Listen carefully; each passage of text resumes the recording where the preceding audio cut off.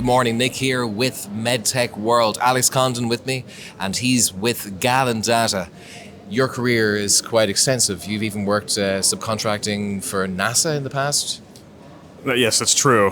There's a density of medical device software companies in and around Johnson Space Center in Houston, Texas, where we're based. The rigor of Class 3 medical device software is very similar to that of NASA spaceflight software, so a lot of companies dip in both. Great. And at the moment, you're predominantly in the life sciences. 100%. So what we deal is with medical device data. Brilliant. And tell me more, how important has medical device data become? Ever increasing importance since COVID-19, obviously, and I think that there's a real shift in the market for companies who know they need the data, maybe not today, but definitely tomorrow, and we help them kind of aggregate that data in one place, visualize the data, run their algorithms, set up their notifications, reports, push the data to the EHR, all compliantly and securely. Compliantly, securely. How did you end up getting into this area and creating such a skill and a talent in getting it right? Sure. So we used to build this custom software inside of this NASA developer.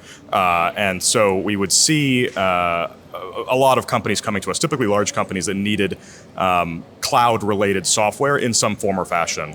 And typically, if you're going to build that from scratch, it's not only expensive, but it takes a long time. And for some companies, that's fine, and that's something they're willing to endure. For a lot of younger companies, we saw a giant gap in the market where they didn't have the capital, they didn't have the time, they didn't have the desire to kind of manage IT infrastructure as part of their offering. And so if you look at other connected industries like commercial devices that you might buy at the store, security systems, appliances, things like this, those companies build the product and they sell the product. They don't manage all of the IT backend. Many times that's offloaded to like an IoT platform or something similar. We're not exactly that, but we're probably as close as it comes inside of the medical device industry as you can get. And then over time, we saw the same thing. Big companies basically saying, I want something that is purpose-built for cloud connectivity and data aggregation.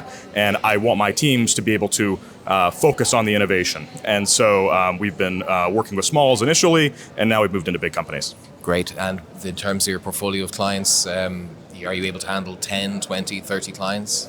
Oh no, we have far more clients than that, absolutely. That's one of the beauties of software is it's very, very scalable. We're an AWS partner, so we ride a lot of their rails when it comes to the infrastructure side, so we can scale into many large clients. Lots. Well, we have lots of clients. Brilliant. And here today, are your clients amongst the audience? Absolutely. Fantastic. And how has the event been to you? Being able to meet these clients in person, I guess, is something which... Yeah, I mean, part of the draw of this, just for some background, I was hanging out with Dylan and Giovanni, two of the people who put on this event, in Boston a couple years ago, and they pitched the idea of this conference in Malta.